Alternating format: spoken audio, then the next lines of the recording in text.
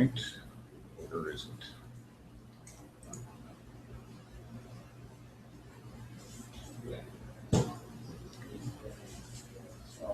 Okay.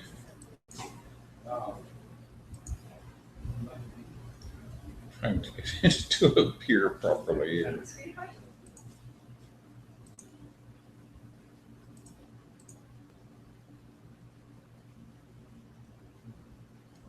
Try changing tabs.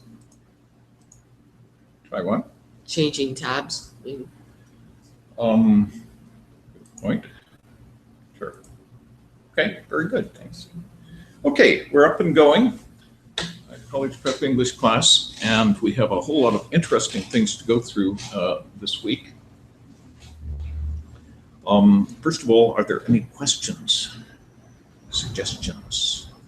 Okay, you've all looked at the agenda, I'm sure. Let's go over and join the agenda. Okay, the classroom theater, as you know, you can get into, but you can go directly if you need to the events page on Google+. I've tried to make sure that all these links here are available. Hi, Dustin. Okay. And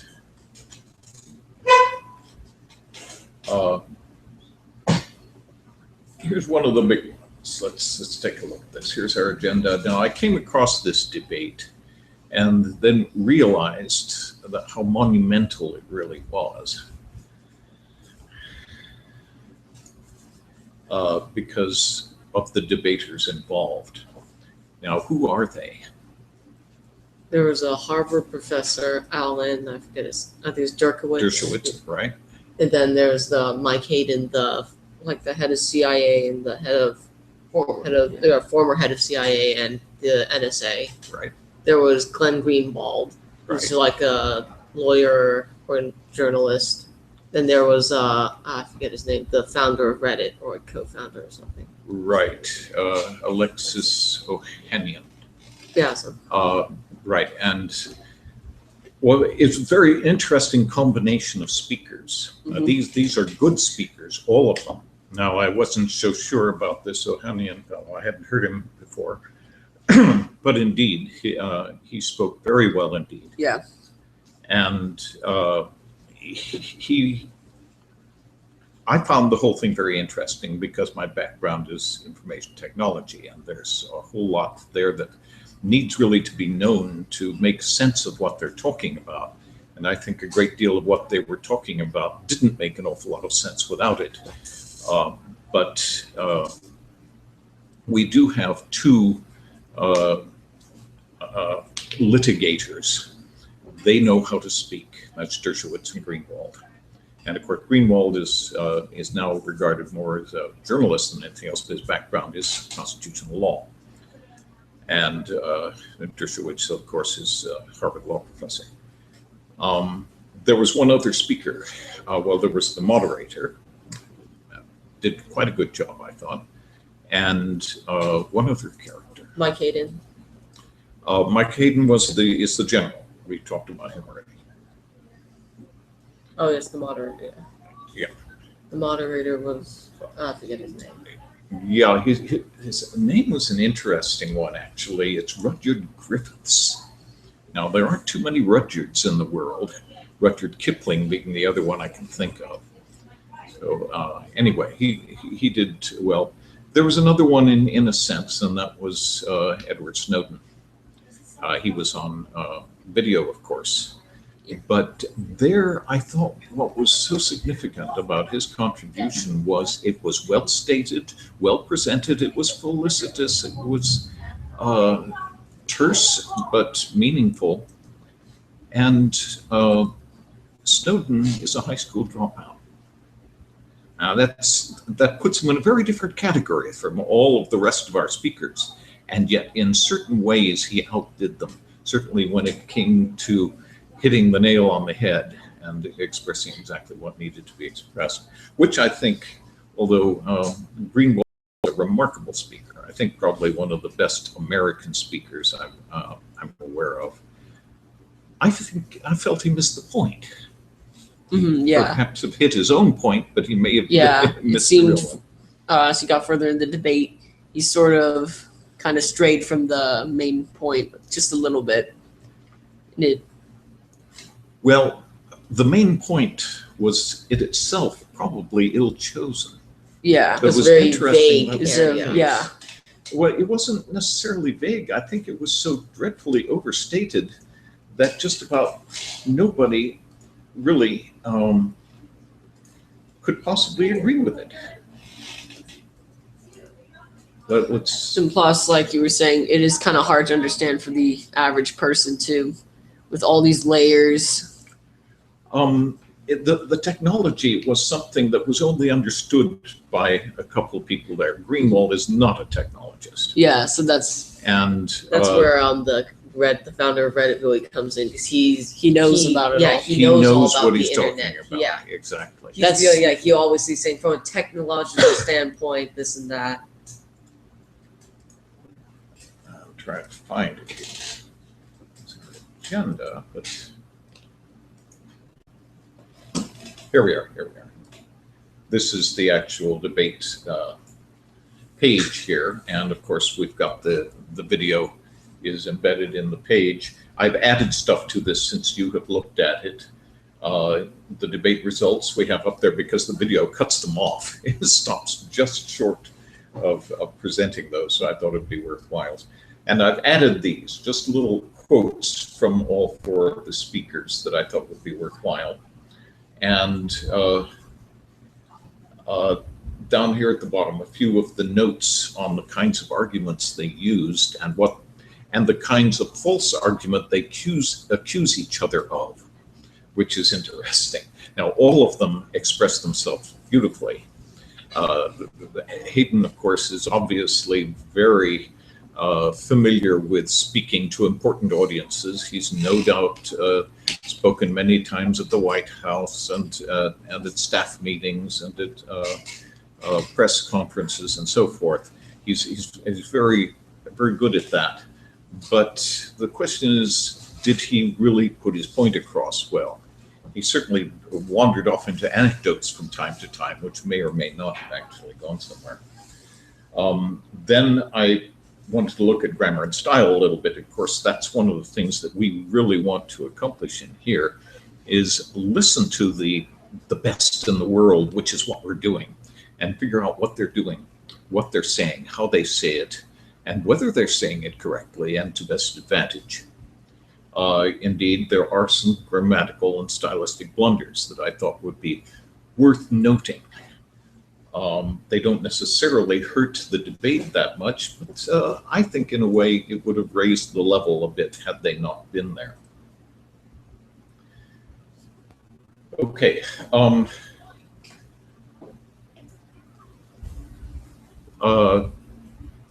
One of the big problems here is trying to figure out what really we're arguing for. And here is the resolution. Be it resolved that state surveillance is a legitimate defense of our freedoms.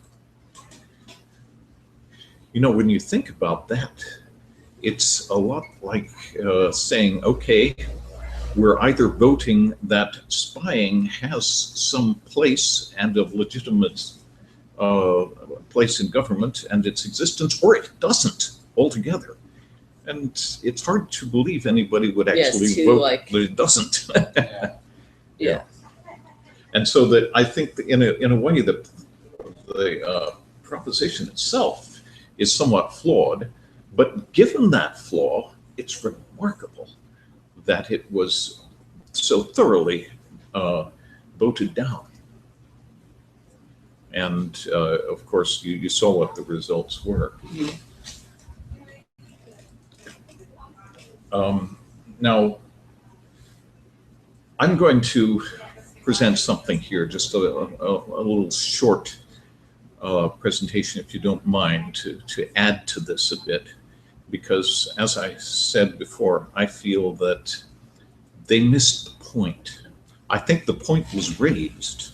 Ohanian raised the point, and I think Snowden raised the point that I think is so significant. but the others were all debating at some other point. And here's the point I'm trying to make. The argument they were having was, is the NSA using its data and its capabilities responsibly? And of course, Hayden maintained that they were.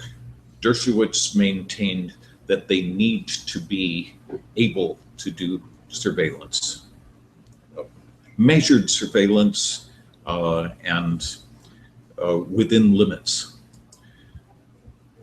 What was Greenwald's position? Greenwald's position was more like that they are using it completely irresponsibly, and there shouldn't be any spying. That's what I, at least on it. Yeah, That's really not what he said. and In you're fact, saying he more said, like on Americans, for the American people, we shouldn't be spying on them. That's what you're saying. You're saying if you're going to spy on foreign nations and people there, said you can do that, but don't spy on the innocent American citizen. that was one of the points he was trying to make. He certainly didn't say that he didn't think surveillance was appropriate at all. I meant to say he didn't think it was appropriate on innocent, like Americans. That's indeed what he was saying. And also, his contention was that everything was being surveilled. And this is based on information that he had obtained, that the NSA had codified and recorded, but had not intended to release, that ended up getting leaked. And that put Hayden and Dershowitz rather a disadvantage, in that it was known exactly what the NSA's official position, although a secret position, was on surveillance. But still, the big question that they were debating was, is the NSA being responsible about it? And remember what Hayden was talking about. The information is all kept, but it's in a lockbox. And it's available only when one has gone through appropriate procedures and has demonstrated a need to see it. Now, this is interesting that he chooses that analogy of the lockbox. And then later on, he talks about talking through a transom and asking a question and getting a question back again. These analogies have absolutely nothing to do with technology. And I would almost be willing to bet that Hayden doesn't even use his own email. He probably has it printed out and given to him. In other words, I doubt that he is really into the technology to any degree. He's just like the head of the NSA. He probably doesn't know. He probably tells like the people, all the tech people saying, Right. I want you to design something to do this, but he doesn't know how it actually from a technological standpoint works. Right. So and why this I think is really what was missing from both sides of the argument, was the technological potential. And I think much of the audience wasn't aware of it. Are you aware, for example, that you can have a computer, tablet, phone, it doesn't belong to you. It has its own agenda.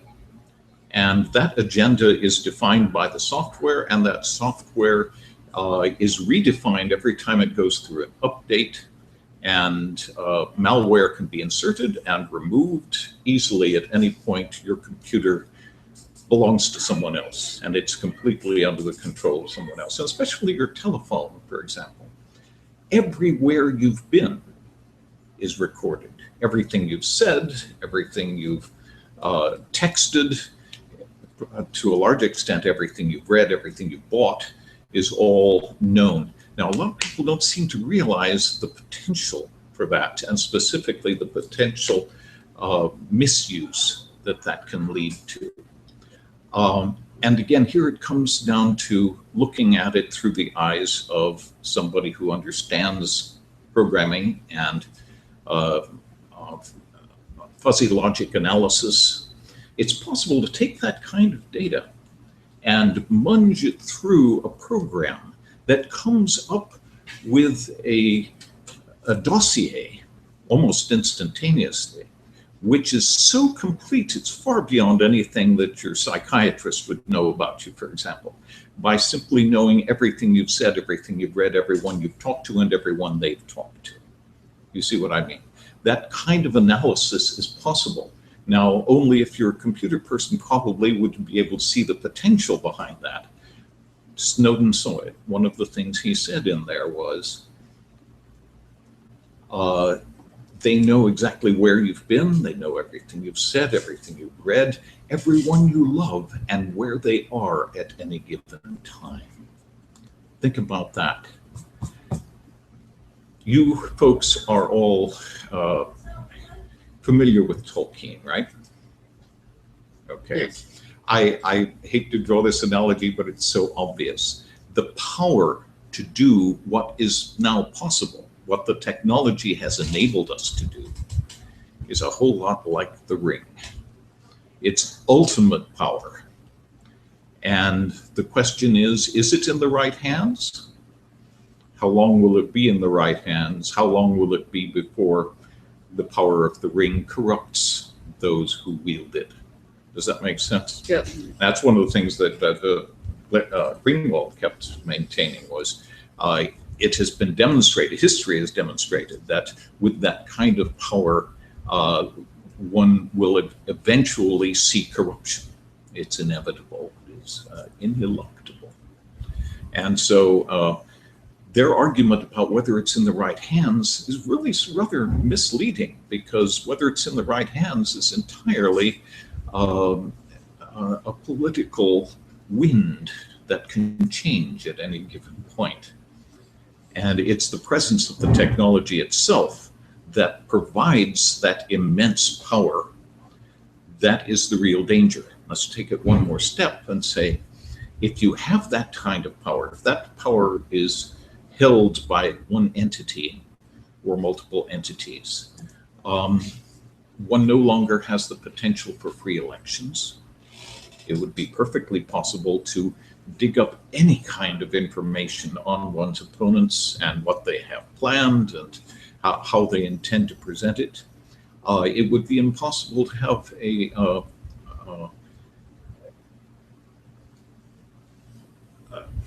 a fair court case, because there would be no such thing as attorney-client privilege if one can cut through any kind of security measures that might protect one's privacy.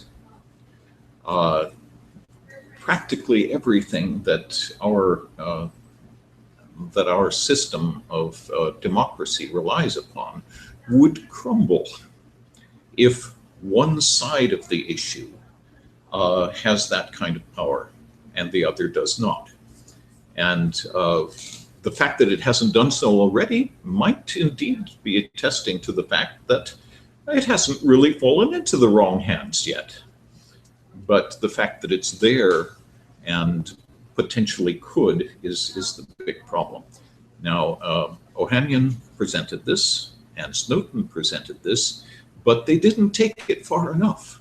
They didn't explain that this undermines the underpinnings of democracy. If indeed it exists, it makes democracy impossible. It makes legality impossible. It also makes a free press impossible.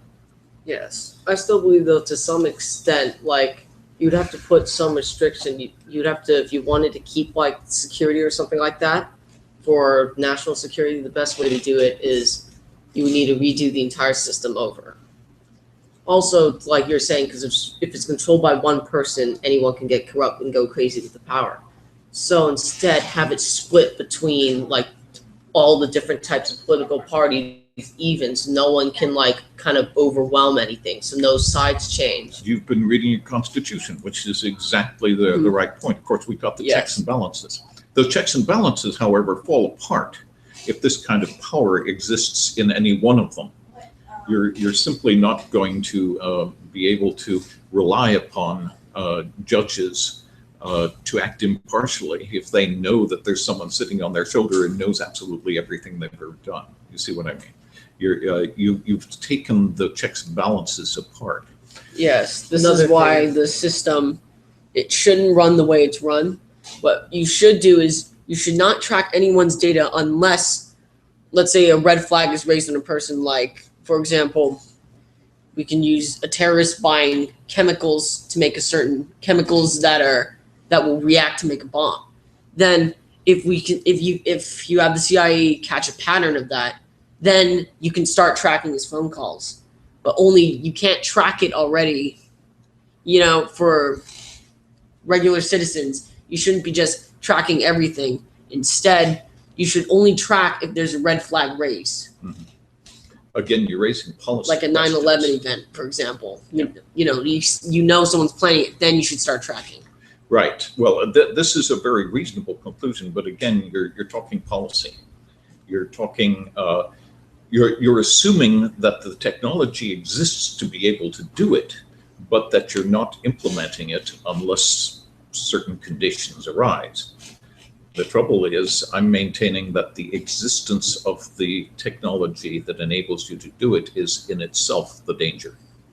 Because we're not just talking about here. We're talking about the fact that this compromise to our operating systems and to our telephones and everything can be exploited by anyone. It doesn't have to be just our own government. Yes. They have holes in them.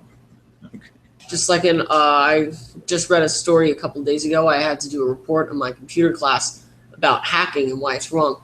And I found this article that stated that China has been tracking us. We're tracking all the systems. They've been hacking into our systems, trying to track everyone else. They actually managed to shut down an entire company by hiring hackers. And they would literally just go into the stocks, pull out all the money, and destroy the company before it could build up. New warfare tool. Yes, and that's exactly what they said. Internet. They said we've entered a new age, the information age. So why is it war always evolves? Now it's evolving into the internet. Everyone is trying to hack into everything. This is why there was a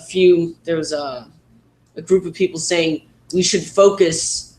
We always focus on whether this NSA is good or not. Whether all these surveillance is good. But what we don't realize is that now that information is out in the world, people are going to try to get into that system.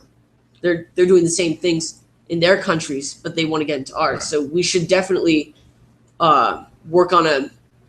This was what Ohanian was calling for. Yeah, that's exactly. The Yeah, NSA exactly. should be helping to secure it. We should secure it. Yeah. Yes. We shouldn't be trying. Everyone's focusing too much attacking the NSA, saying, why are we doing this? And then they have to bring out the fact, they have to explain themselves. But then while they're doing that, we have all our enemies trying to hack into this. We need to secure everything first. Then we can deal with what we do with it later. Is it possible to secure it? See, that's the question. Whenever there's a computer system, there's not pretty much no such thing as a perfect defense. There's always a way through. And that's an issue. And that's what people should be worrying about, is whether we should keep this around or not. And that's the big question that's being raised. Well, it's become such an obligatory part of our existence. I don't think we can dispense with it altogether. And that's a difficulty. Mm-hmm. How do we make it more secure? Well, I'm afraid that Microsoft is so full of holes. It's fairly irredeemable. There are some operating systems, some Linux operating systems that can be relied upon. Not all of them, many of them. They're open sourced, so yeah. Open source is much safer. That's much safer than closed source. When you close it, you can add anything you want into it. Or at least whatever is added into it cannot be detected, or is very difficult to detect. But there are many other technologies that have been developed to try to compromise systems. Nonetheless, it is possible to put together solid, secure communications.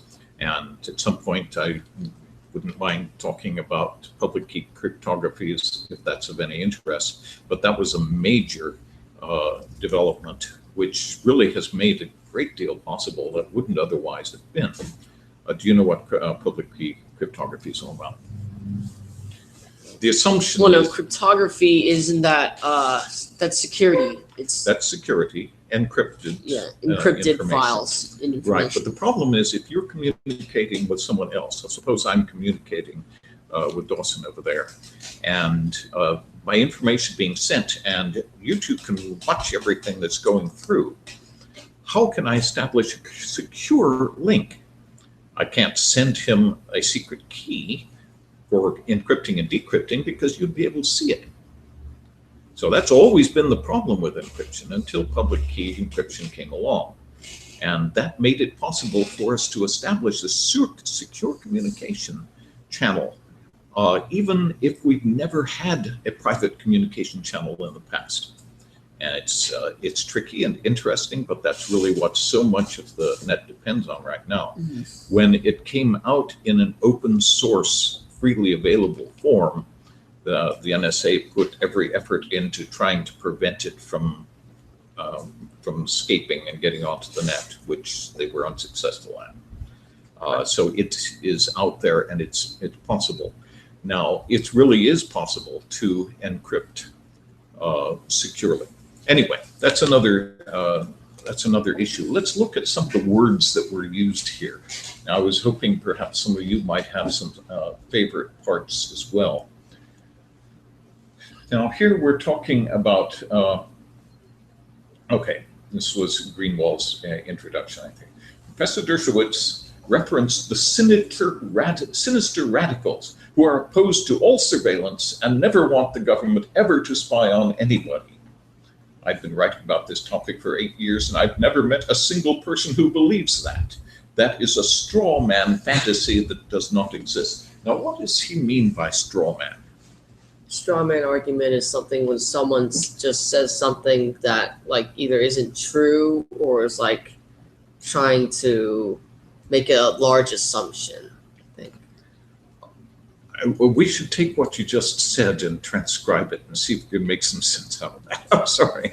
It's indeed, someone is saying something that isn't true, but really what they're assuming is the existence of an adversary who can easily be defeated, but is not really the adversary we're looking at. In other words, creating a straw man, right? Something that can easily be defeated, something that can easily be disproven, but it's not really an accurate representation of your enemy, or in this case, of the concept you're trying to disprove. And so he said there is no such thing as somebody who doesn't want surveillance altogether. Yeah, the most someone would go is say, I've seen some people on like Fox News, or well, we all watch the O'Reilly Factor a lot, so I don't remember who it was, just some guy who came on the show. He wasn't saying there should be no security, but he was saying we should stop the collecting of data altogether. But then that alone also brings a danger, because not collecting data at all, then what's to stop terrorists from contacting a secret spy in America? You know, so that's the problem with no spying. But then if you keep collecting from everyone, then that raises the question whether that's for America or not. That's unconstitutional. You know, that's our right for privacy is being invaded. Right. And have you read the Fourth Amendment? It's actually very interesting. And for one thing, it says clearly that one can be free from searches and seizure. And yet it's clear that all of this involves seizing things, and they justify that by saying, well, we won't look at it unless we need to. But the seizure itself is in violation of the Fourth Amendment, strictly speaking, isn't it? I agree. Both. It's very hard. This is a very big topic. It's just so on one end of the spectrum is bad, on the other end it's very bad. So it's both very extremes, hard to it's very hard to strike a balance between those two. And they were all talking about compromise. The trouble is they were all talking about compromise in policy, compromise in legality, compromise in procedures. They weren't talking about technology. And as far as I can tell, the problem exists in the technology and the fact that the technology has been undermined. It's been deliberately weakened. And perhaps that's where one should start. I don't know. These are just thoughts that I wanted to present and wanted to play with some words a little bit. Okay. Greenwald goes on. Now, a couple of things I wanted to point out. How many of these people worked from notes? How many of them used a scripted introduction? I know it's not, because Hayden wasn't having anything because he was walking around. I think Alan didn't, or Greenwald. I think maybe the founder of Reddit was using one. Interesting point. Actually, I think that Dershowitz was reading. He even read his summing up. Okay. But you're right. I think that the other two didn't. And indeed, Greenwald, all of this is unscripted. And I think that's an important thing to recognize, the fact that his mastery of language is such that he can rely on it entirely and doesn't have to script it ahead of time. And he's one of few who does a really fine job of that, I think. Let's just see what he says here. There's a remarkable, very poignant point, which is that the United States government and its defenders and officials like General Hayden have become extremely adept, because of the secrecy behind which they operate, at presenting this very mild, pleasant, moderate picture about what it is that they do when they talk in public about those programs.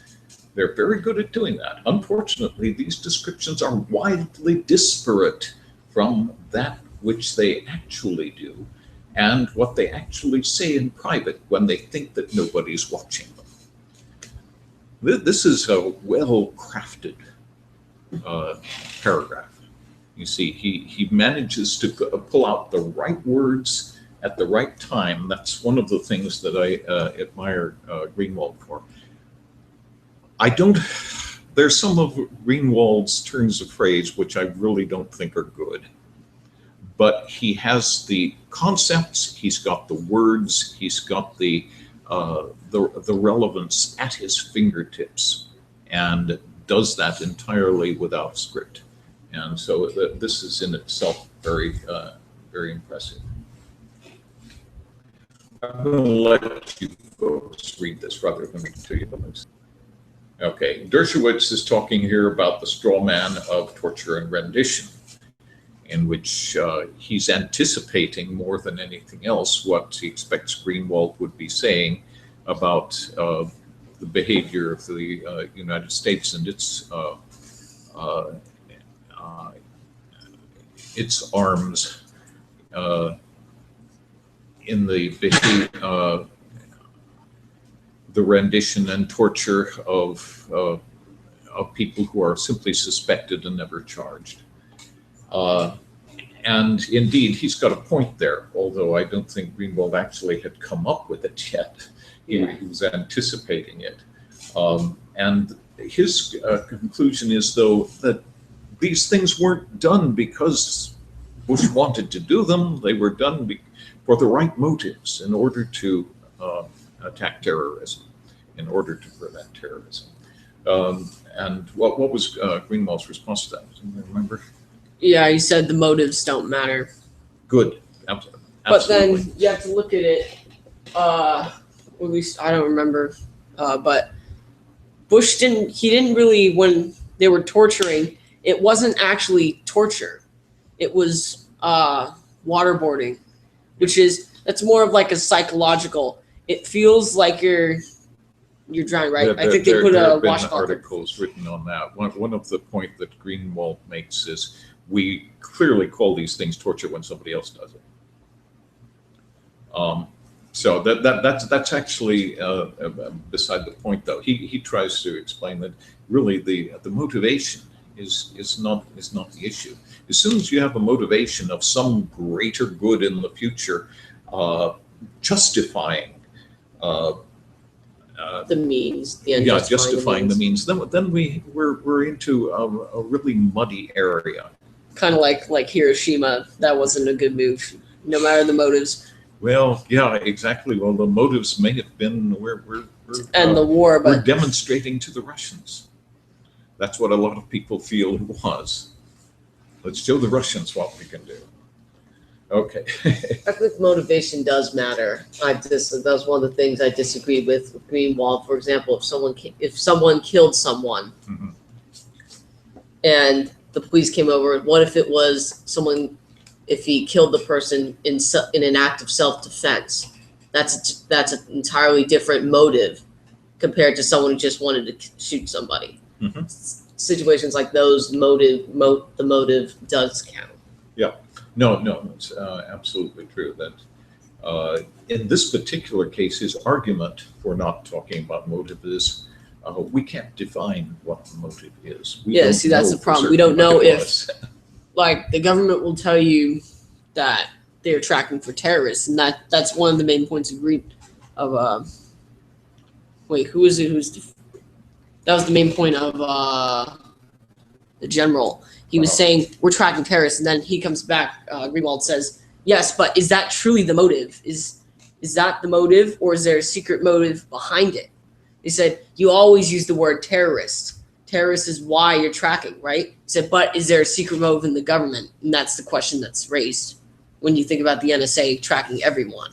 Mm-hmm. So people want to know if the government is tracking it for the right reasons, or they track it for other reasons that no one talks about, secret reasons. Well, they also ended up having a really muddy debate at the end about pretext. Mm-hmm. Yeah, between Derkowitz and Greenwald. Yeah, and there I think Derkowitz really fell apart. He may have had a good point, but I couldn't figure out what it was. And I'll bet you the audience couldn't figure out what it was. Yep. So that's a problem. If you come up with something and a specifically subtle and clever argument, it still has to be something your audience is going to understand, or it's not going to fly, even if it's a good one. And so that's a bit of a problem, especially for someone with his background, which enables him to deal with particularly subtle and complex issues. And perhaps he may have experience having talked to audiences that would understand that better than this audience would, and better than I would. But it doesn't work for an audience that doesn't follow. That was really what a big part of this debate, how it fell apart, was that so much of the audience didn't really understand the potentials of the technology and the real dangers that are involved. And those dangers have nothing to do really with how well behaved the NSA is or isn't. And yet that's what occupied most of the time. Anyway, there's more here. This is General Hayden at the end says, NSA's mantra, collect it all, doesn't mean collect it all. Now, that's an interesting statement. that's all, there's trying to take an absolute tautology and say, no, that can't be true. Red things aren't red. And his point is that they can't use it all. This is a misprint. I think what he said was they'd drown. They can't use it. What he means is it wants the ability to cover any communication by any method at any time that would do you harm. In other words, he's not saying collect it all, but have it all available. Ready. Right. Which in this way is still bad. Right, exactly. And if its use is entirely a matter of policy and a matter of a decision by whatever powers are in power at the time, it's hard to return. Okay, and what interesting here is he said, "Trust me," and the audience. I didn't put that in. That was in the transcript here. The audience bursts into laughter. Okay, interesting point. Anyway, some of the points that were raised here, we have the straw man argument, both sides accusing each other of that. We have repetition. In fact, that's one of the arguments that both sides accused each other of. On one side, you have the word terrorism being used over and over again. On the other side, what was the word? They said it was surveillance state. Exactly, surveillance state. If you choose the right words and repeat them, they can have an awful lot of effect.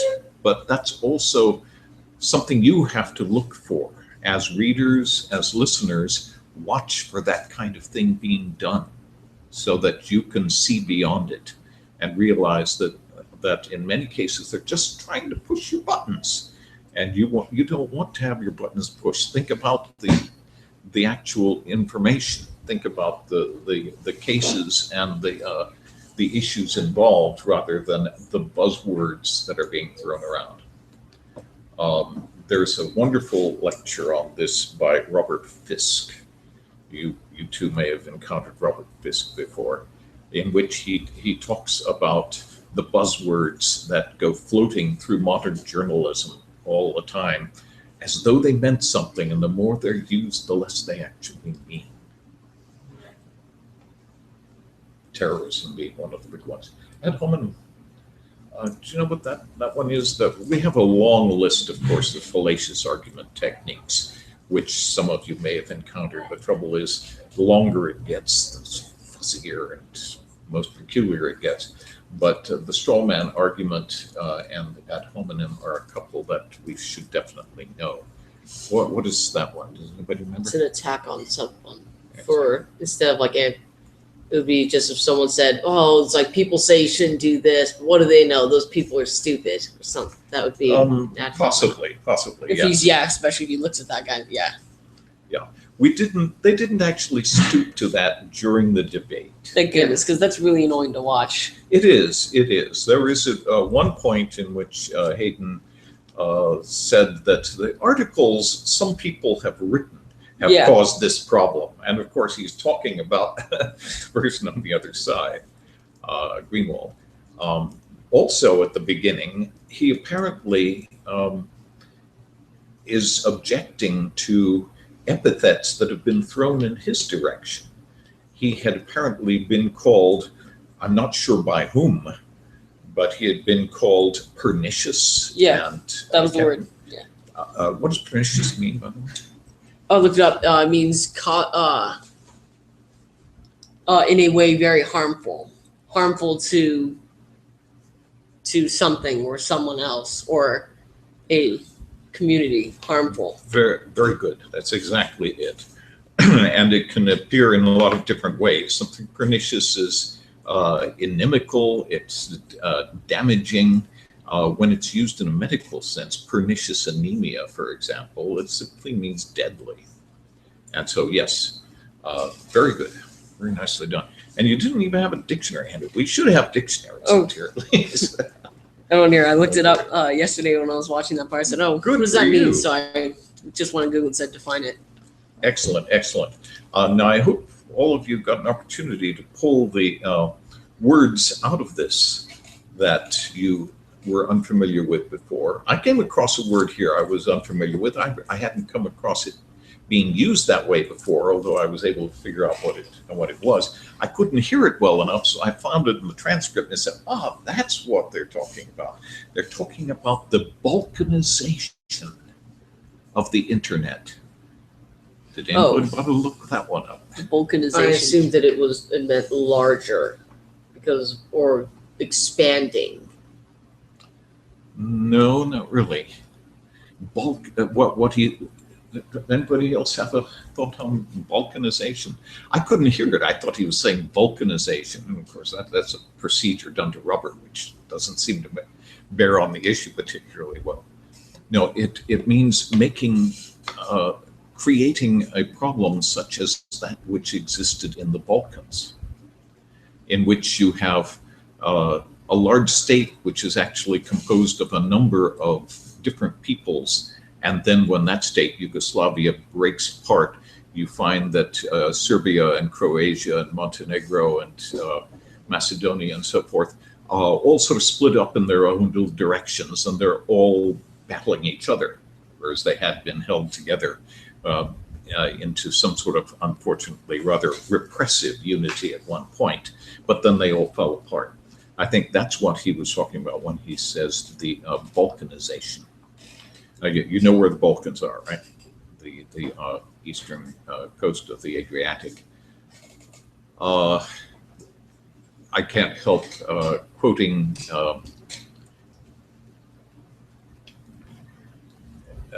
Winston Churchill on the Balkans. You may have heard it already, but I thought it was just so clever. He said, "The Balkans have long demonstrated an ability to produce more history than they can consume locally."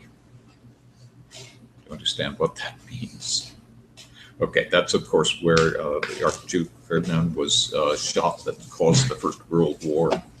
In other words, they produced more history than they could consume locally. It's really a horrible thing in a way. Okay, grammar and style. Let's take a quick look here. Ohanian really Yeah, I thought he was the best, and the way that he presented his ideas, he kind of got the crowd. The way he presented them, he got the crowd to kind of side with him. You know, he was funny, but not in a way where no one took him as he wasn't being serious. Mm-hmm. He was funny when he needed to get their attention, but got his point across very simply in a way that everyone can understand. Yes, I think in a way he went too far there, because I think he needed to present a little bit more about the technological potentials, which he alone understood.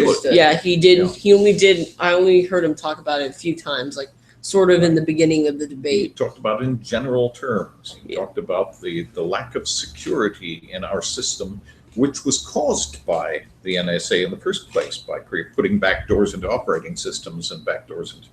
And so rather than flesh that out and carry it to its logical conclusion and explain the dangers involved, he just let it sit there. And I don't think the audience really was aware of the potentials. I found him to be a better speaker, but I didn't find him to be a very good debater because he never really talked with anyone else. A lot of times, I think twice, 2 or 3 times maybe, the moderator would say, "Okay, now he'll go talk to him, saying, what are your thoughts?" Mm-hmm. I felt it was mainly just, because I think they're the main ones, just Greenwald versus Dershowitz. Those were the 2 main ones always talking, and then Hayden would probably be in third, and then he would be in last. Mm-hmm. I would say, when it came to the amount of speaking. Yeah. Well, that's when it came to the number of words. Yes, I think you're probably right. But he did. He spoke, I would say, most fluently. He was very good at getting his point through quick. The few people can compare, I think, with Greenwald, but Greenwald has a few little problems. Greenwald breaks minor rules. Here, one of his favorite phrases bothers me so much, and see if you can see the problem in it. He'll say, "The reason for this is because," and go on and give the reason. What is the problem with that? Because he's where he says the reason for this is, then you're supposed to state it, and then say Right. so. The reason for this is because of this.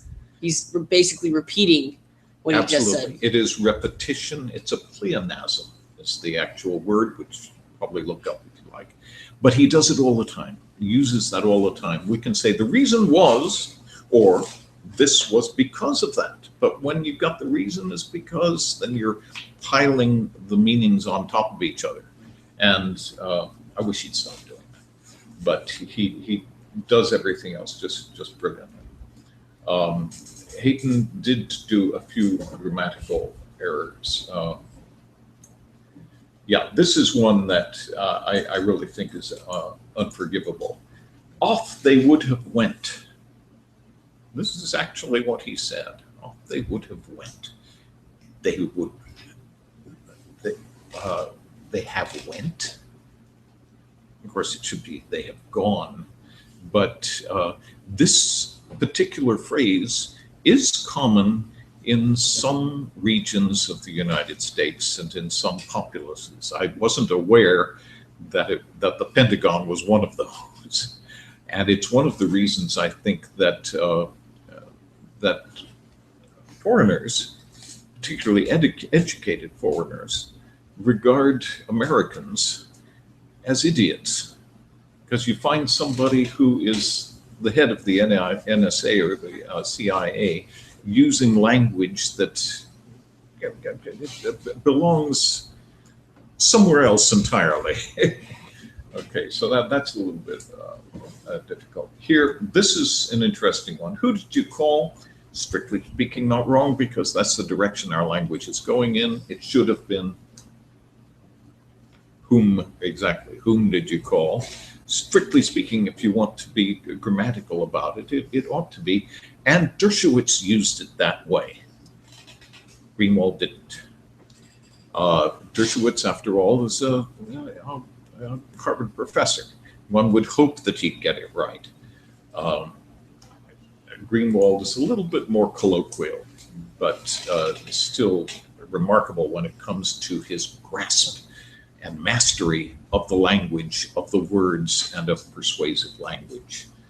Very few people come close to that. He may not be as compliant when it comes to grammar, but that's a different thing. We have different areas of mastery, and he certainly has the fecundity, if you'd like, that is far beyond really, I think, any of the others here. Again, one of the best was for high school dropout Snowden. He puts his words together very well. Any questions at all about this? Okay, one of my big questions was this worth looking at? And what should we look at next? I don't want to throw a whole lot of things at you which may be of tangential interest to me, but not to you. This I find interesting because of the IT connection, which I think is really a very important one that I'm afraid, as I said, I think was really rather missed by the debaters. But what kind of debate should we look at to do ourselves and to look at next? Jack, you and Dawson are familiar with some of the debates that we've looked at before and some of the great debaters. Are there any of those you would recommend, or anybody else that you would suggest?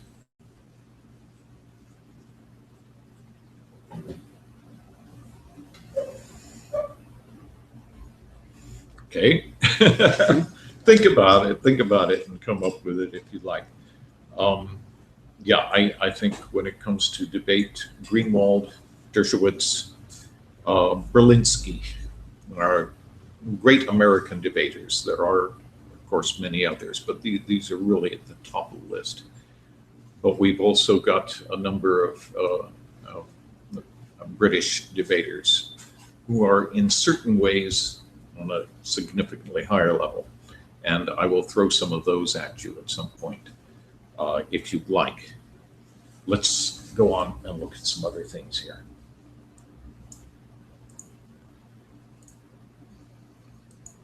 Okay, we have looked at this is so remarkable because you've just really got the top people on both sides of it. This discussion of debate topics. Let's just very quickly look at some of these debate topics. Animal testing, death penalty. I'm sure you folks have looked at this list already. Are there any specific ones that have jumped out and appealed to you?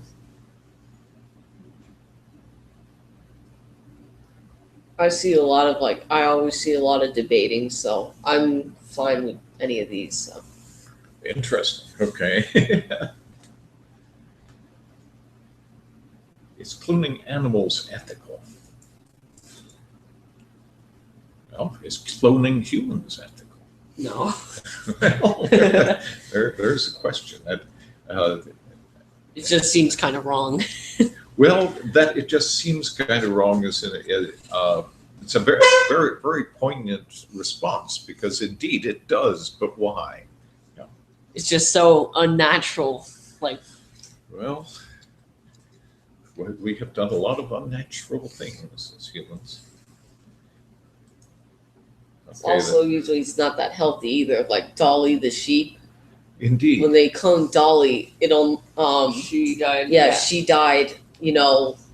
She died. What was the age? It was half of the age that they normally die because when they cloned the sheep was like I forget what the amount of years sheep lived, but that sheep was already halfway through its lifetime.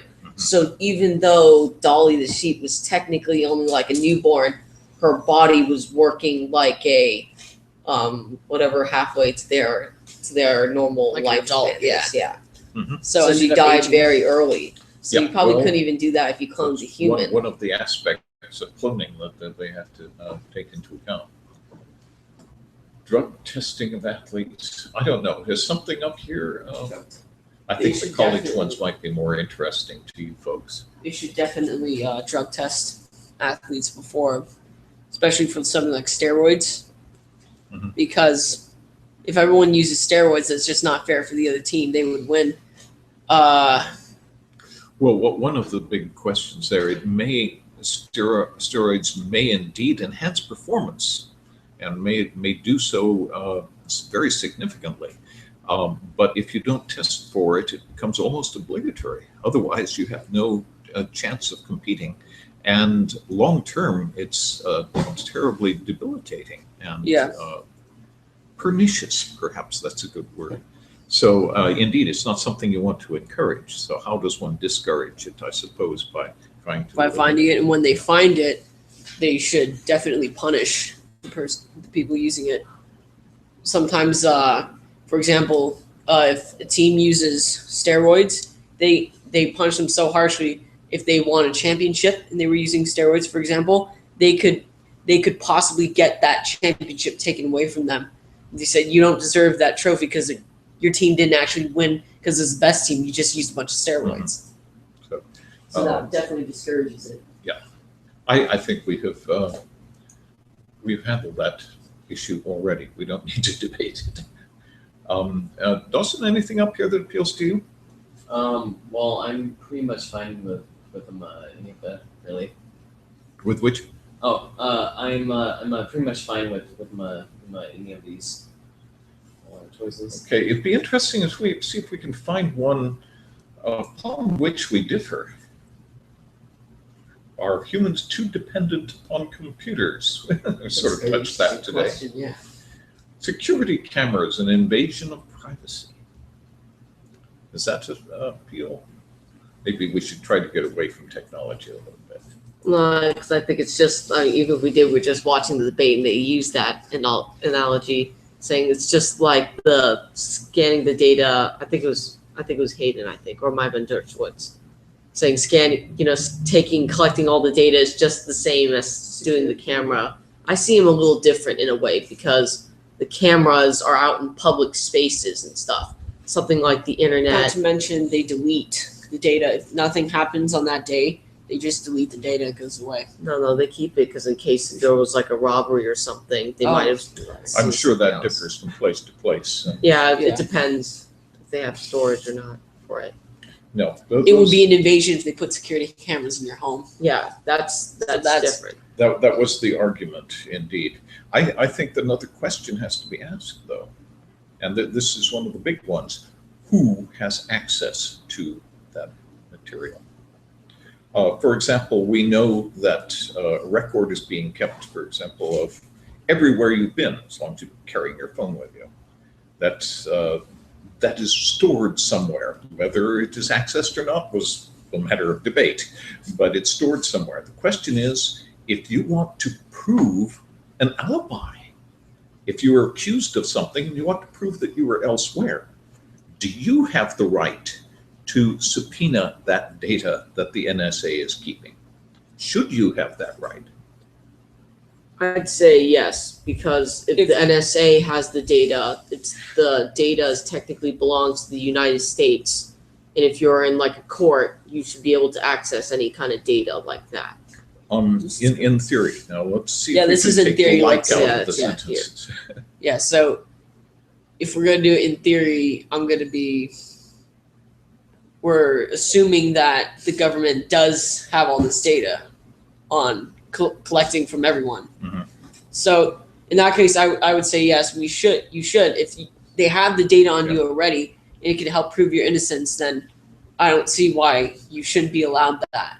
Okay. Now, what we want to do when we're looking at a debate is not necessarily immediately come up with, well, I think that, or I think that.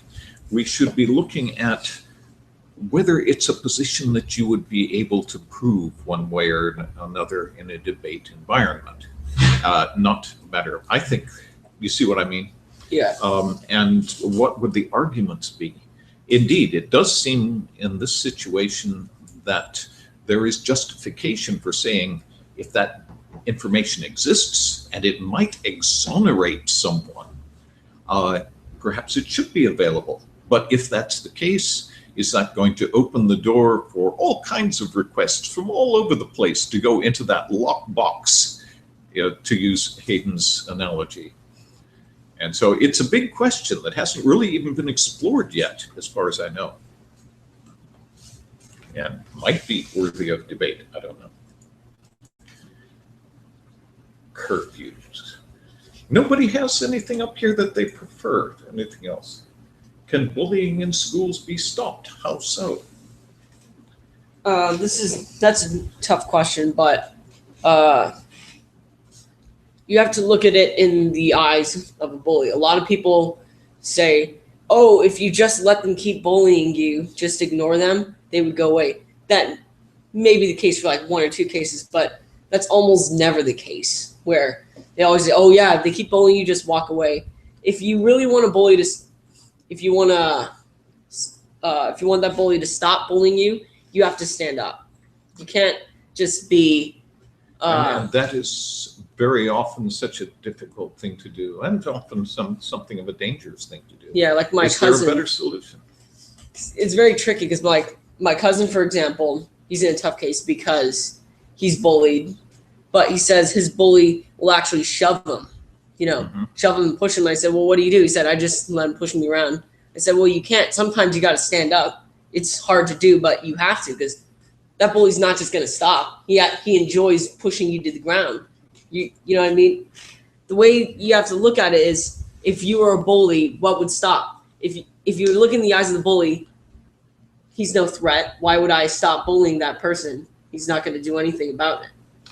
Raises a question. What would stop a bully? I have to throw in here the fact that bullying, of course, is a standard process in public school. I've never seen it among homeschoolers. And this is one of the things that I think, one of the wonderful things that distinguishes homeschoolers. If there were a general consensus, a general understanding that bullying simply is unacceptable, yeah. And if you see it taking place, the onus is upon you to stop it. I'm not necessarily talking about the victim of the bullying, but anybody who sees it happening. Yes, you have to stand up, but you can't just do it alone. Everyone has to. Right. It has to be a consensus. It has to be a general understanding among the populace. Yeah, and it amazes me because a lot of these cases where they get bullied right out in public, you would think everyone would just jump in to help. One would think that. That's yes. why I was saying, it was like, you mean everyone is so scared of that one guy that a whole group of kids will just walk away while one person is being bullied. It just, well, I've never actually seen or been bullied, but I would think if I saw someone getting bullied, I would immediately jump in to help. But I guess that's not the case for everyone. Most people would. One would hope that most people would. This is clearly not the case in public school. Exactly what causes it to be the case, I don't know. I just call me old-fashioned, but I just listen to what my dad says. You just gotta stand up. That's like yes, when my if we're dad talking got about bullied. the victim is responsible for standing up. That is not necessarily going to solve the problem in many cases. It depends on who's bigger. But if it becomes a general consensus and a general community, the bullying simply is unacceptable in community, and the bully is then rejected by the community. That could easily be a solution, if that makes sense. Just a thought. Again, I think this might well work in homeschooling environments outside of the public school environment. I'm not sure why it doesn't catch on there. That's interesting. I see the topic at the bottom. Do video games cause bad behavior in children? I just read an article on that, actually. You know, there are articles on both sides of that issue. Yeah, they actually said research shows that it's not the fact that there's violence in the game, but what the fact is when you lose in a game. For some people, the fact that they constantly lose in those games, for example, let's say a lot of people would say games like Call of Duty, a game where you play a soldier and you get to shoot people. They say that would inspire people to go mad and just start shooting people. But they said it's not the fact that you get to play the soldier. It's the fact that they keep losing to other people. They keep losing and losing and losing, and they can't stand it. So then something just snaps in the brain. Interesting. I hadn't heard that one. Now, I know that one or more of you has presented material here as a suggestion for debate. What did you choose? Nobody has chosen any of these? I'm just fine with I'm any fine of with every these. single one of these. So Here's one I rather like.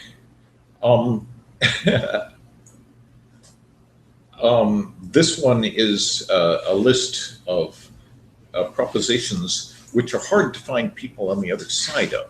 So they're saying, can we try to figure this one out? School is solely for studying, not for play. Well, seems to me that play is a great way to learn things. yes, that's exactly what I was gonna say. Playing, So it's a little yeah, hard. unless you're like maybe playing video games, but even video games can help you learn. But playing, if you just force someone to just stare at a book, they're not gonna learn anything. You have to kind of, your brain, in a sense, has to play with words, has to play with theories. This is what we're doing in here, yes. Playing Exactly. with words. We play with words. In math, you don't just learn math by staring at a book that tells you, here's how to get from here to here. You have to play with the theories, how the math works in general. That's a good point. A way to justify the school is solely for studying is if you make the school shorter. Like, let's say you only went there to study and you probably spent about 3 hours at school, then you have the rest of the day to play. Or you could do like what other schools do, like where my cousin goes, it's like 2 to 3 hours in the morning, and then they have lunch break, then the PE, and then it goes like another 2 hours. So you folks sound like public school kids. We've got to have periods. We've got to have lunches. It just seems to me that the school should be nothing but play, but that doesn't mean we can't get a whole hell of a lot learned, if that makes any sense. And just thoughts there. This 30 minutes of physical education is good for students' health. I think one could actually object to that in certain ways. For one thing, that enforcement of physical education can be one of the things that makes school thoroughly distasteful for some students and can really just ruin the experience. And yet it's perfectly possible to get the physical education in some way that isn't necessarily as onerous and unpleasant. like playing a sport. Well, Playing- if sports, maybe your choice, maybe lifting weights, maybe Yeah, or martial just arts working or out at something. home. Yeah, you shouldn't. It's hard to find arguments for Yeah. science. Yeah. But I mean, there are lots of other ways to do it besides the very militaristic boot camp sort of approach that schools tend to take with it, which doesn't necessarily do the school or the student any good. Okay. PE grades can lower students' GPAs. That's an interesting point. Good question. Yeah. Okay, let's look at some other things. I'm sorry, we've spent a lot of time there and we haven't come up with anything specific, as far as I know, to decide on to debate. Does any one of these look good? I mean, don't just tell me they all look good.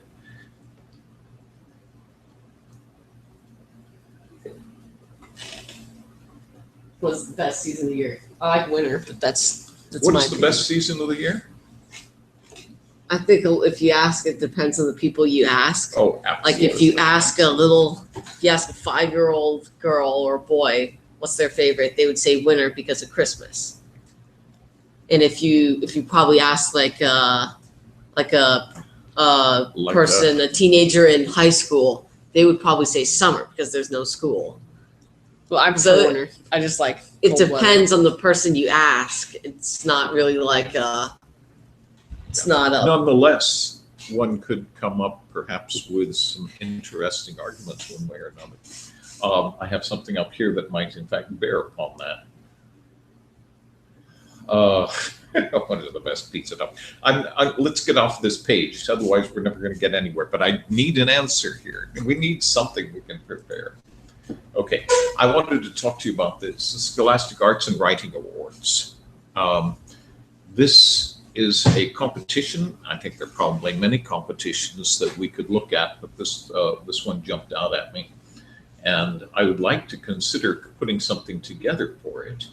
But of course, the best way to prepare that is to see what has won this competition in the past. And again, last week we looked at the college admission essays and successful college admission essays. This is a collection of essays which I actually have access to, where those were in a book. And these are wonderful, the ones I've looked at, and there are a couple that I want to do. They have a link here that doesn't work, or at least it takes you somewhere where you have to put in password. So I found another way in. I don't know exactly how or where, but it worked. And so take that link and you will find you can get them. I pulled out a couple and we'll take a look at those. And I'd like to consider that. I'd like to see if we can get some in. They have just started up accepting applications or accepting essays. So let's look into that. Let's go on to the next one here, if it will load.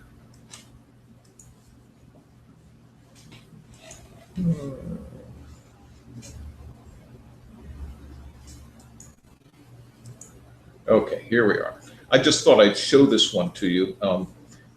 You did make some suggestions about, oh, can't seem to slow down here. About which plays to do.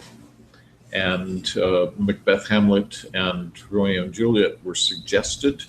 Do you folks have any thought? We didn't do Macbeth or Romeo and Juliet last year. We did do Hamlet, but of course it's just so wonderful and there's so much to it. What do you folks feel about those choices? Like Vesti specifically. Yeah. Well, are there others that you would prefer? Oh, those are good.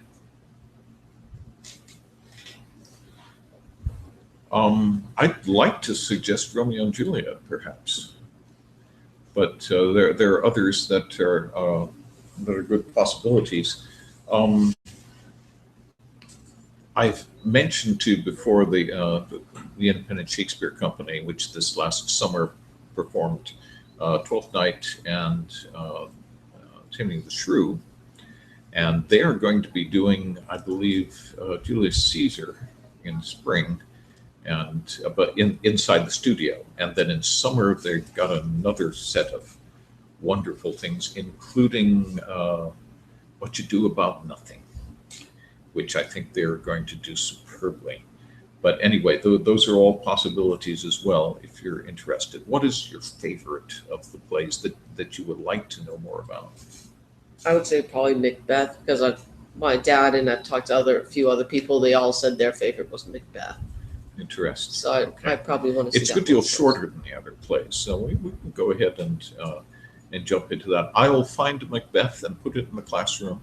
I really feel that watching it is more important than reading it. Reading is fine. You may want to look at it just so you can look up the words and everything else, but seeing an expert with the language use the language, there's no alternative. That's exactly what my dad said. He said, a book is good, but if there's a movie that comes out about it, it's actually better to watch the movie, to hear the characters speak, to see their actions. It's more immersive in a way than a book. Absolutely. But with a book, there's an argument that the book can easily be better than the movie. When it comes to a play, there's no comparison. Yeah, It was the play. Yeah, the intended to play be was on the designed. stage. That's why Dad said. But I was saying, oh, you should watch Romeo and Juliet. And I agreed. And then somebody said, wait, why would you want to watch it when you can read the book? And then my dad said, Romeo and Juliet's a play. It was designed to be put in a movie and on the stage. Right, Yeah. right. So I will find those and look them up. But the reason I mentioned this is a relatively little known work. Macefield's one of my favorite poets, and very few people know that he wrote a simple synopsis of all of the Shakespeare plays. And so we have this in our classroom here. Feel free to take a look and see what appeals to you. There are a lot of plays that are relatively rarely done, and unfortunately, it's generally for good reason. We don't want to get tied up in Titus Andronicus and Pericles and so forth. And I don't think they're really the best way to appreciate Shakespeare, but they're all possibilities. Let's look at the more common ones, perhaps. Okay, we have been here. This is one of the persuasive essays. I have two persuasive essays here that I took from the Scholastic Art and Writing Awards, Gold Medal 2014. These are, one of them is a persuasive essay, and the second one is a narrative essay. And these are worthy of study. They really are. Let's just look at them. One of the most useful things, I think, when you've written a work or when you're studying a work is to read it aloud and get it in your ear.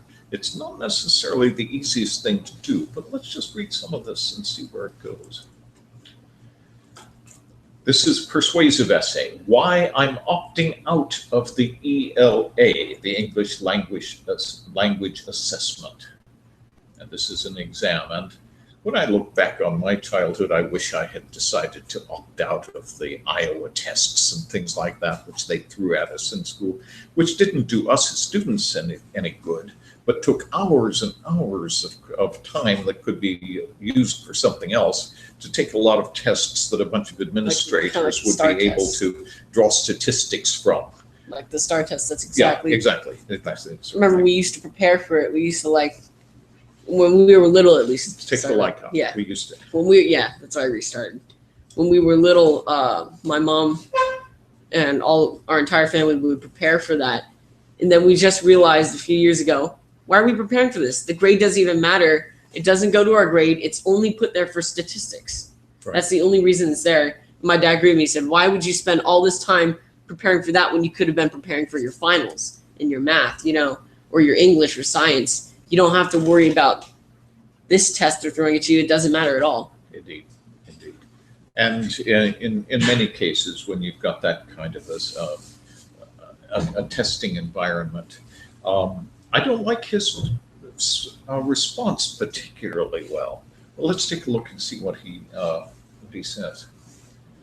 On Wednesday, October 30th, I will decline to participate in the English language assessment. That is the first step in the implementation of New York City's new teacher evaluation regime. I do so because the Danielson framework, although well-intentioned, is fundamentally flawed in its execution. The consequence of a deliberation process with little transparency or input from key stakeholders, students and parents, the new evaluation system is arbitrary, confusing, and subjective. I encourage our peers to join me in rejecting the ELA by turning in blank examinations. That is a topic paragraph that really does the job, doesn't it? And it ends with that topic sentence. And notice the parallelism here. Notice the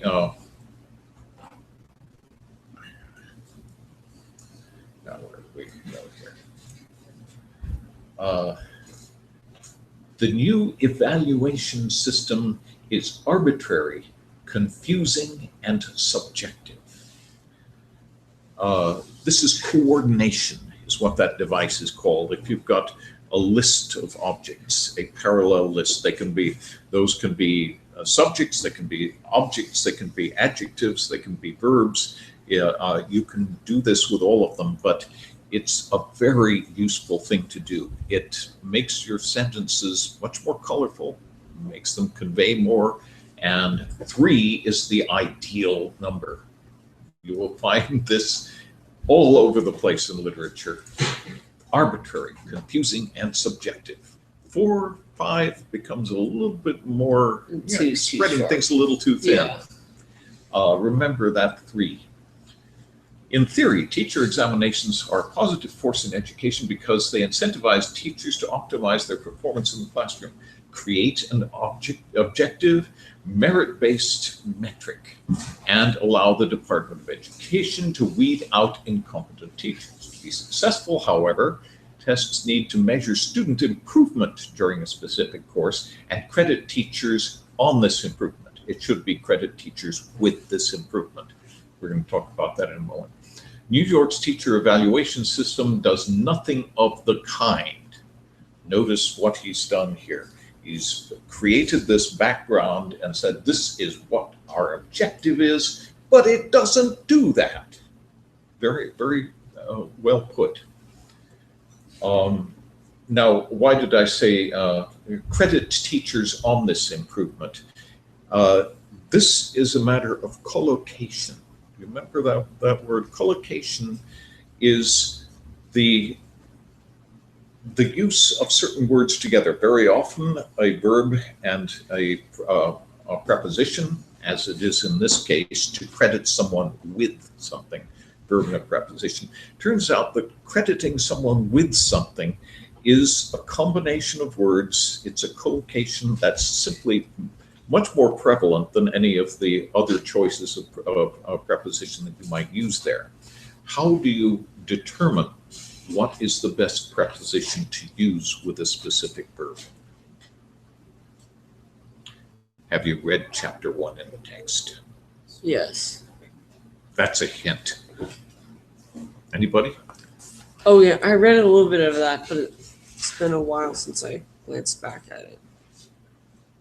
Okay, talking about- you two know the answer to this, right? Chapter 1 was so long ago. That's right here. Right. Yes, Quiz, yeah. that's it. Preposition matching. Really what I'm suggesting there are places that you can look this kind of thing up. StringNet is an excellent one that's in our classroom, which will allow you to look up any word and it will show you how that word fits into different phrases and different collocations. However, the easier way is stick it in quotes and Google it. Look at the count.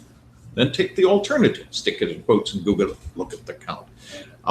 This works really because you're Googling something in the entire wealth of holdings of the internet, and you're determining which is the most common, which usage predominates in the net. Now, in most cases, that will give you the right answer.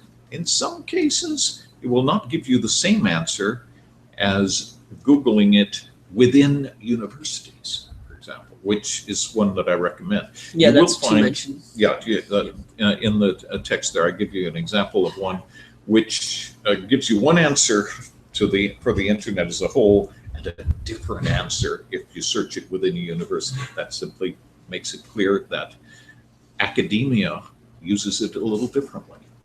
And the use of whom, for example, is something you'll find more commonly used in academia. Doubled up my uses there. That's not appropriate. Okay. This is beautifully done. I wish I'd gone through the first time and bold-faced parts that were particularly good. But when I read this, I realized this guy is really doing a fine job putting this together. Take my calculus teacher, for example, who is one of the most effective teachers I have ever had. He develops songs and fun tricks. This, by the way, look up fun in the dictionary and look at the usage note. This is not an acceptable usage of the word fun. It should not be used as an adjective that way. To remember important concepts. A removable discontinuity is a pothole. A jump is a pointy, and a derivative is not a Rodney Dangerfield. Now, exactly how that applies to calculus, I'm really not sure. But it's very clear that they stuck in the mind of this student and they clarified and elucidated the concepts that this teacher wanted them to learn. And he goes on to explain, how can this be measured by a system that awards points for teachers having an aim on the board or a do now problem written, or by a system that values student-led learning, infrequent in any math classes by nature, of course, over enthusiastic and clear teaching. That is a very nice construct, a very nice sentence. He's got his little foibles in here, but he puts his point across very well. How many of you feel that you can write something on this level?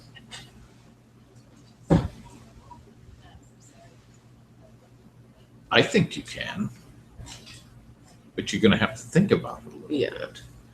Have to get rid of the and stuff at the end of sentences and the likes in sentences and realize what kind of devices he's so effectively employing here. Get the collocation right, get the coordination put together. So you coordinate your multiple adjectives, multiple verbs as appropriate, which he's done nicely here. Okay, I'll let you go ahead and read this further if you'd like. You folks haven't read this yet, right? Okay, I did send it out as a comment on the end of my agenda, and so you should have got it in your emails. Okay, the second one here is a narrative, and this one is about a father coming for Father's Day and two girls going out with him. That's a fairly simple premise, but the narrative is beautifully constructed, beautifully fleshed out. Let's just read just a little bit of it. It was June, and I was 14. I knew Father's Day would be different that year. Nice, straightforward. In fact, I wasn't even sure Father's Day would exist at all. I never quite felt that I had the #1 storybook dad. The only places in which a vague remnant of that man lived were old and dusty memories where blurred faces of a father and his two girls watched airplanes take off from the gray, lackluster cement of the McCarran Airport and into the big blue. Notice the use of detail here, the adjectives, the description, the gray, lackluster cement of the McCarran Airport and into the big blue. Just think about now you don't want to copy somebody else's words, but you want to get a feel for the way they have managed to put those words together. Okay, most of this is so good. Again, I wish I'd chosen specific parts of it. My mom spoke from her seat on our old green chair, the newspaper in her hands shielding her like a curtain. It'd mean a lot to him. Her voice sounded weak and strained, as it tended to whenever he came up. It won't be that long, just a quick trip to Starbucks. Her voice trailed off. I imagined it was a strange position to be in, a mother begging her daughters to go to Starbucks with their dad on Father's Day. Again, the insertion of detail here is really one of the important ones. It was a green chair, and the newspaper was shielding her like a curtain. Her voice sounded weak and strained, as it tended to whenever he came up. I remember seeing some of Dawson's writing, and he does this sort of things very, very nicely. But it's obviously something that they're looking for here. Note this. What's wrong with that? Pretty obviously a sentence fragment, Yeah. isn't it? Yes. I thought that was just a typo with the capital of Dinah's the period on the back. Right, there is a period there. Had it been a comma, it would have been just fine. I've found in nearly all of these winning essays, both in the book and here, that there is a clear grammatical flaw somewhere in them. They might I be don't- trying. I'm sorry. I'm sorry, I don't know whether that's really obligatory or not. It seems to be inevitable, however, and perhaps it's to be recommended. Simply because that demonstrates that you haven't had an editor go through this thing. I don't know whether that's true or not. I'm sorry, go ahead. Well, I've seen some people try and do this. It's like the period to like add an emphasis like on the word. Okay. I would have suggested though, instead of doing like the period, do the dash. Right? I think it's a better word. A for dash is a very nice device. I like using a dash, as you've probably seen in some of the handouts. This also, there's nothing really wrong with this construct. You will find some of the best writers in the world do exactly that. But strictly speaking, high school speaking, it's a sentence fragment. Yeah. Okay, I'll leave these for you to look at. And I do think that just reading through something like this, you get a good concept of what a good essay is. And that will show you what direction you need to go in when you try to put one together yourself. And Jack, as I recall, you wanted to get away from fiction a little bit and perhaps into the direction of persuasive essays and so forth. And so both of these would be good examples for you. The one, a narrative, nonfiction essay. Narrative, like, for some reason I feel like I can do that. Like, I feel like I wouldn't have that much trouble with that, so that's good. When you like read all those things. Mhm. But yeah, I have to work on that and like so I'm not that good at those. Well, you need to get the language in your ears too, and so see what you can do with it. Okay, for next time, I think we're running out of time. I can't see the clock over there. That's 4:04. Right. For next time, then, let's decide what we need to do. Have we decided if we want to look at Macbeth? Okay, I'm going to put Macbeth into the classroom, and we will at least start on it. Then go ahead and watch the whole thing, might as well. And let's look at it. It has some wonderful things in it, but as I mentioned, it doesn't really have any subplots, and it's much shorter than many of the others, but it has some wonderful things in it. Okay, debate. We really didn't come up with a debate, but I'd sure like to do that.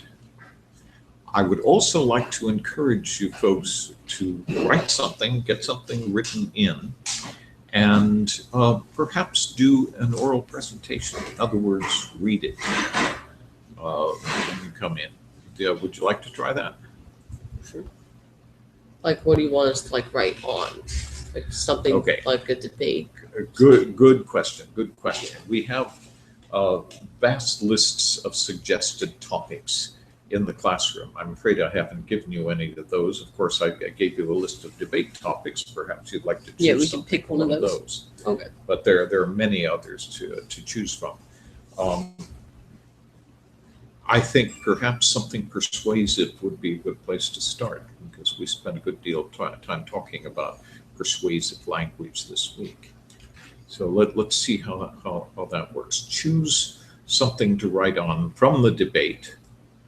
Do you think there's any chance that we can choose one that two of you would like to write on from opposite perspectives? Any chance of that in the time we have left? My brother and I pretty much have the same views. Okay. Dawson, Jack, is there anything up there that appeals to you? Well, what about what's the best pizza topping? We could I was probably all looking at debate. that one. It just leaps That'd out be at easy. me. I can't think of anything more frivolous and idiotic. But I don't know what facts and arguments you bring to bear on something like that. Are we aliens of some sort? Now, that's an interesting point. Do we have less face-to-face interaction because of Facebook? Okay. Do vampires get AIDS? Oh, okay. Which of the two are more real, pirates or ninjas? If we want to do a more serious debate, we should probably Yes, these look were at the different comical area. ones at the end. Yeah. Let's go back up into the. Okay. Is boarding school system beneficial? Curfews effective keeping teens out of trouble? Should libraries have lists of books that are banned? Would anybody be in favor of that? Okay, let's reject that one.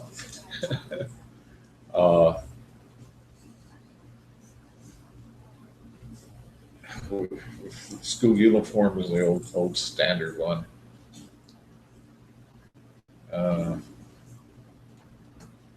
Should juveniles be tried as adults? Okay, do we have any vegetarians among us?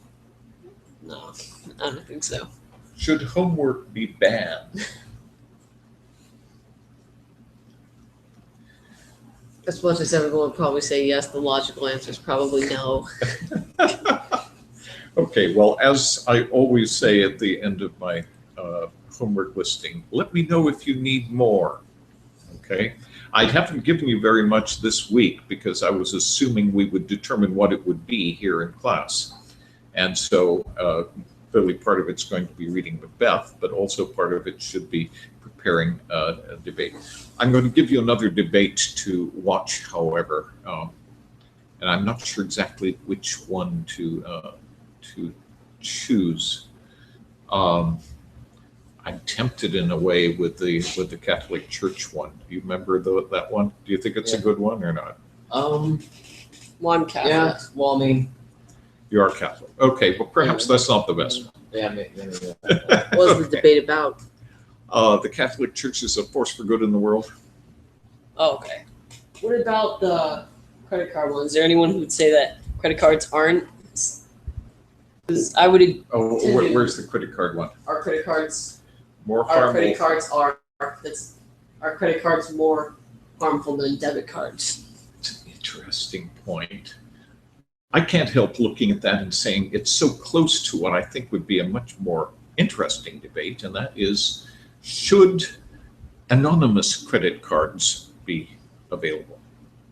It should be possible to have a credit card with which one can pay for things, anything, but not necessarily connect one's name with the transaction. Because then if somebody just steals the card, then there's, well, then this. It might have a PIN number that's not on the card. Technology can solve that problem. The question is, right now, normal payment goes into that indelible record that is being kept on all of us of every transaction. Do we necessarily want that to take place? And might anonymous credit cards be one step in the direction of causing things to flow outside of that surveillable realm that we know is being recorded indefinitely? Well, I would debate against that, saying that we shouldn't have anonymous credit cards. But does anyone see a different view? That would be a good debate. That's a good question. If you two are always going to be on the same side of an issue, then you two are going to have to get the other side figured out. Just thoughts here. Well, if you want to send the debate with that Catholic thing, I'd probably be interested to see the debate. It's in the classroom. Okay. It's in the classroom. And again, I don't want to offend anybody, and it's hard very often to find debate topics that aren't going to offend somebody or other. But that particular one is remarkable in that two of the greatest debaters in the world are on one side, and the poor bishop doesn't really have a chance. But just listening to that is interesting. What about should violent video games be banned? Does anyone Say it again, please. should violent video games be banned? Should violent video games be banned? Do you think you can put together something cogent on one side of or the other of that? Well, I would say they shouldn't be banned, but actually, it would depend on the age. You should definitely put ratings on a game. Mhm. You know, like you should only allow mature audiences to buy mature games. But I'm not saying they shouldn't ban games from being violent if only adults purchase them. So you just restrict them. Yeah, they should just restrict them, which they kind of already do actually today. If you go to a store, you're not allowed to buy any violent game unless you're an adult. No, the problem is though, people just, like for example, they would have someone else who is an adult buy, or if a little kid wants a T for teen game, they would have a teenager go buy it and then give. Here, let me suggest a related topic. This one, I think, we could muck around with it a good deal, but why don't we debate, is it ever entirely appropriate to use chronological age to determine the appropriateness of a product? Now, you see, I'm saying deliberately here chronological age because as homeschoolers, you probably know that we don't pay an awful lot of attention to what grade you're in or how old you are. Yes. It's a matter of what you can do and what you want to do. My kids started college at 10, which is a perfectly reasonable thing to do if you're ready to do it. And it shouldn't be something that you have to make everybody start reading at 7. Well, some people read earlier, some people read later, and if you're in a homeschooler, you've got that choice. Is this an argument that we could actually come up with something on both sides of? No, but I would agree with you on that point.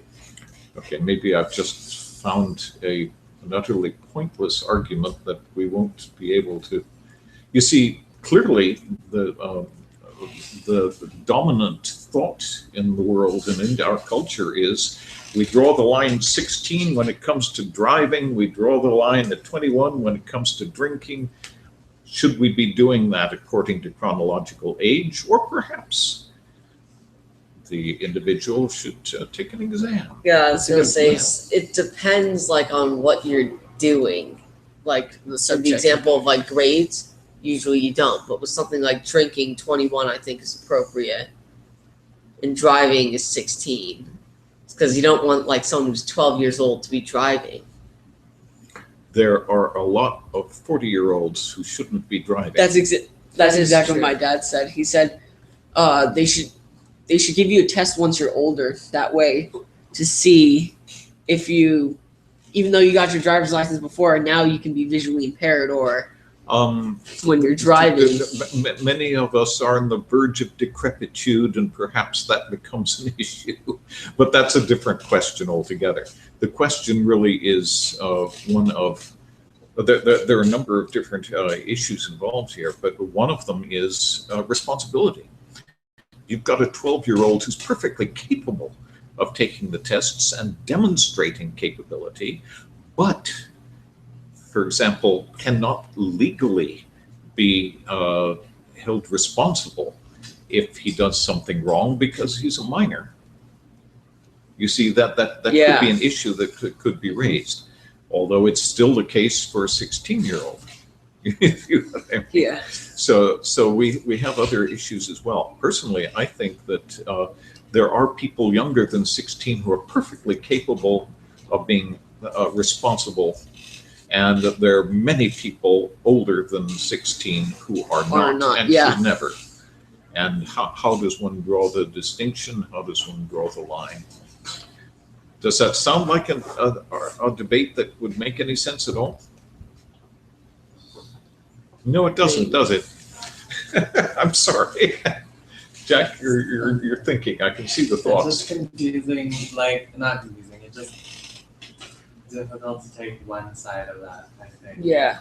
Because like you said, there's some like things like if they were like a minor or something, but then there's also like certain people, but not like all, like the general, certain individuals are more capable or responsible than like ones who are older. So Mhm. it's just, I guess, only in certain cases of the things we judge by chronological age or that.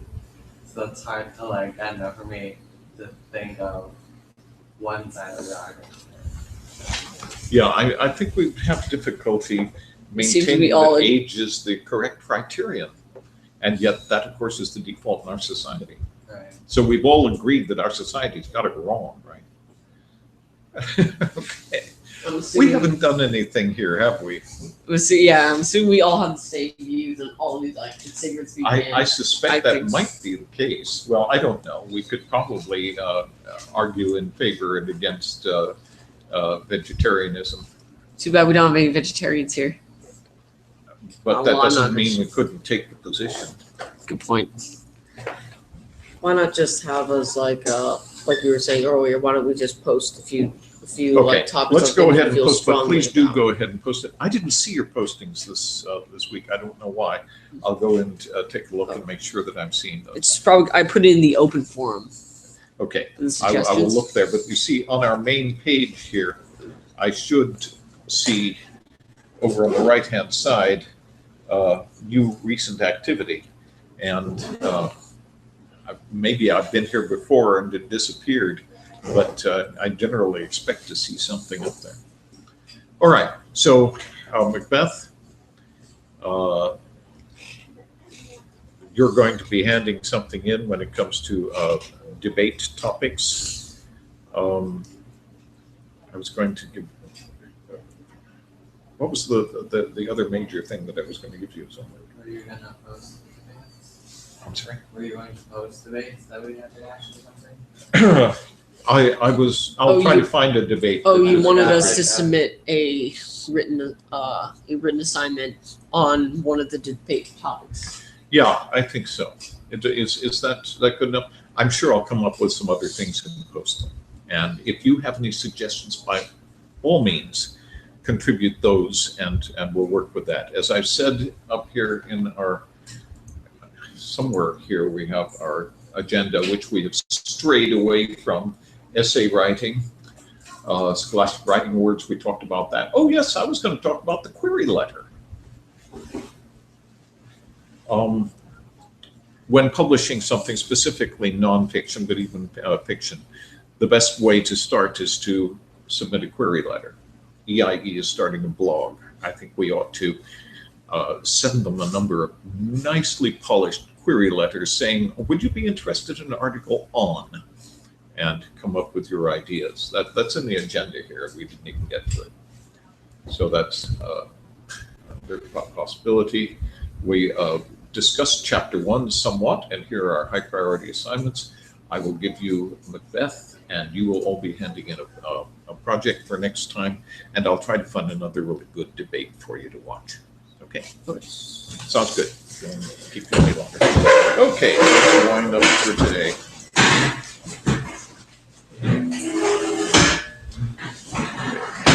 Stop the online broadcast, and see you next week.